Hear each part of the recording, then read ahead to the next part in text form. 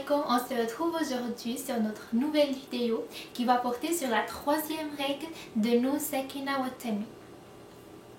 Comme toujours, on va lire la ligne de Tahfadh al-Atfal de ce hukm. وَالثَّالِثُ الْإِقْلَابُ عِنْدَ الْبَاءِ مِيمًا بِغُنَّةٍ مَعَ الْإِخْفَاءِ. La troisième règle, c'est l'iqlab. Qu'est-ce que ça veut dire l'iqlab? L'iqlab en arabe, huwa taghyiru shay'.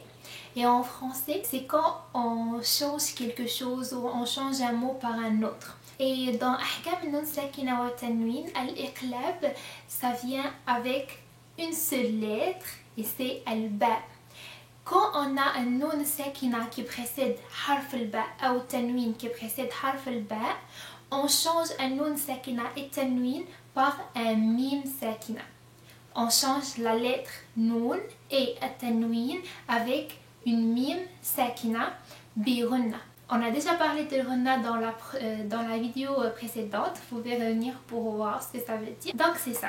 C'est aussi simple que ça aujourd'hui la règle. Je vais vous donner des exemples pour cette règle. Pour Noun Sakina, on a l'exemple Min ba'di, min ba'di.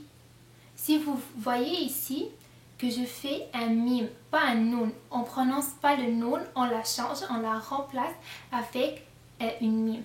Min ba'di, alimun bidati sudur, alimun bidati sudur. Mais on ne fait pas une mime, complète. On doit pas nos lèvres, elles doivent pas se toucher. On doit faire une mime et laisser une petite partie de notre bouche ouverte. Donc on dit min ba'di alimun bidati sudur, alimun bidati sudur. Et dans l'iqlab, on peut le trouver dans un mot attaché, un mot complet comme al-anbiya, al-anbiya, al-anbiya. C'est ça pour aujourd'hui, pour notre règle d'aujourd'hui, aussi simple, aussi petite, mais ça doit se pratiquer. Vous devez travailler sur ça pour avoir la bonne prononciation, Inch'Allah. C'est ça. On va passer, Inch'Allah, à la pratique et on va lire la sourate qui contient un ou deux exemples de l'iqlab. أعوذ بالله من الشيطان الرجيم بسم الله الرحمن الرحيم لم يكن الذين كفروا من أهل الكتاب والمشركين منفكين حتى تأتيهم البينة رسول من الله يتلو صحفا مطهرة فيها كتب قيمة وما تفرق الذين أوتوا الكتاب إلا من بعد ما جاءتهم البينة وما أمروا إلا ليعبدوا الله مخلصين له الدين حنفاء ويقيموا الصلاة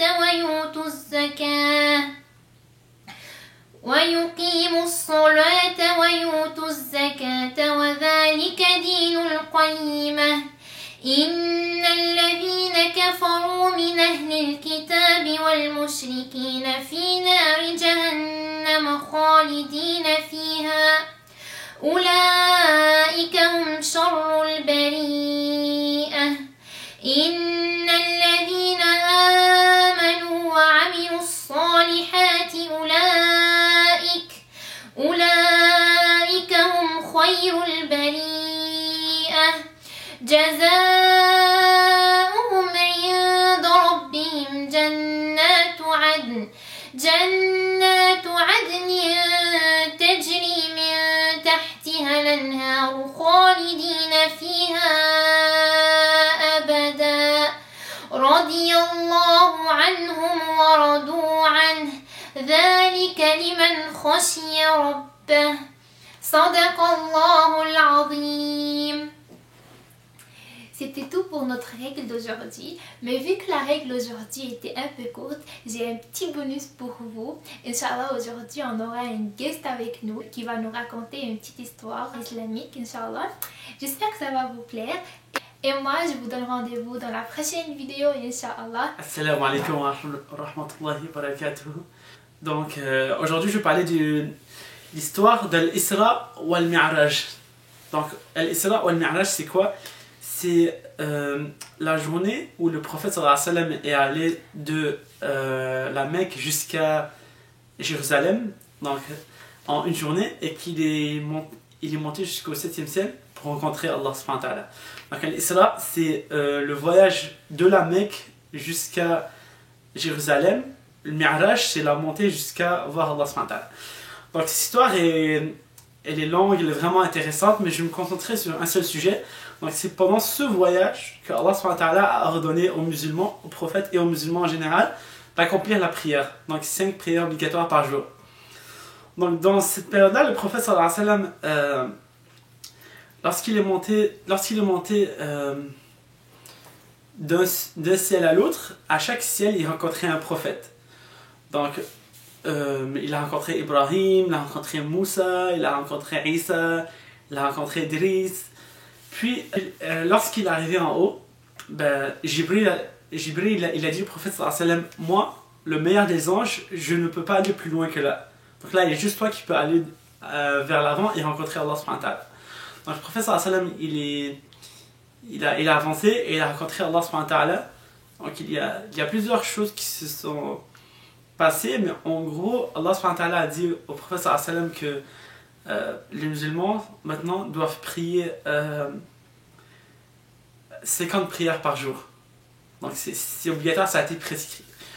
Donc là le prophète sallallahu alayhi wa sallam après que c'est terminé, il est descendu. En descendant, il a rencontré Moussa dans le retour, puisque dans l'allée il a rencontré les prophètes. Lorsqu'il est arrivé à Moussa, Moussa quand même a passé un long moment avec les êtres humains, les Ben Israël, et il sait à quel point c'était difficile pour eux de tenir une promesse, de faire quelque chose continuellement. Donc lorsqu'il a passé vers Moussa, Moussa a demandé au prophète sallallahu alayhi wa sallam qu'est-ce qui s'est passé, qu'est-ce qui s'est passé en haut. Là, le prophète sallallahu alayhi wa sallam a dit à Moussa, ouais, j'ai rencontré Allah subhanahu wa ta'ala, puis il nous a prescrit de nous faire 50 prières par jour. Là, Moussa, il a dit au prophète sallallahu alayhi wa sallam, 50? T'es fou, 50? Il n'a pas utilisé cette expression comme 50, impossible. Il a dit, remonte et négocie avec Allah subhanahu wa ta'ala, parce que je te garantis que les êtres humains, 50 prières, impossible. Ils ne sont pas capables de faire ça. En une journée, 50 prières, oublie ça. Alors là, le prophète sallallahu alayhi wa sallam, il a écouté les conseils de Moussa, et il est remonté voir Allah subhanahu wa ta'ala pour essayer de négocier. Là, Allah subhanahu wa ta'ala a baissé ça à 40 prières. Là, le prophète sallallahu alayhi wa sallam, il est redescendu. Là, quand il est retourné voir Moussa, Moussa lui a dit, donc finalement, il s'est rendu combien? Là, le prophète sallallahu alayhi wa sallam lui a dit 40. Moussa a dit 40, c'est trop, remonte et renégocie. Donc le prophète sallallahu alayhi wa sallam, il est remonté, il a renégocié jusqu'à avoir 30 prières. Et même histoire, il redescend, il rencontre Moussa et Moussa lui dit 30, c'est trop. Donc il remonte voir Allah subhanahu wa ta'ala et il renégocie. Donc il fait des allers de retour jusqu'à ce qu'il descend à 5 prières. 5. Et ensuite quand il redescend voir Moussa, Moussa lui dit encore 5. Subhanallah. Hayya ala salah.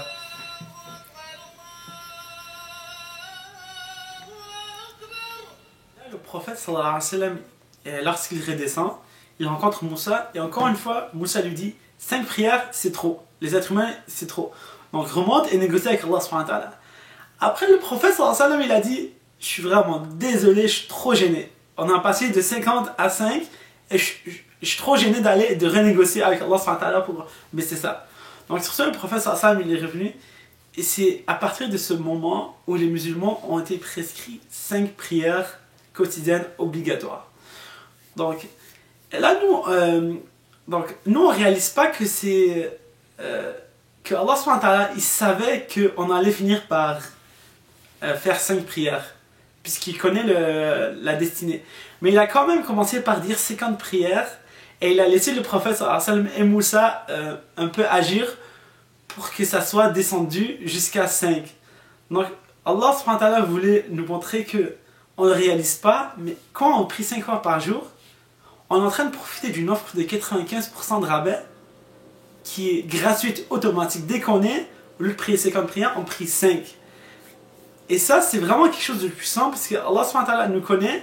Et nous, peut-être quand on regarde juste les 5 prières, on ne regarde pas le contexte et l'histoire dans laquelle ils ont été révélés, on peut peut-être penser que, peut-être, je ne sais pas, en se comparant avec d'autres religions, que c'est beaucoup, que nous, on a beaucoup d'obligations à accomplir, mais alors que pour de vrai, on devait accomplir tellement plus, mais Allah subhanahu wa ta'ala nous a facilité notre vie. Que 5 prières, c'est 5% de ce qu'on devait faire.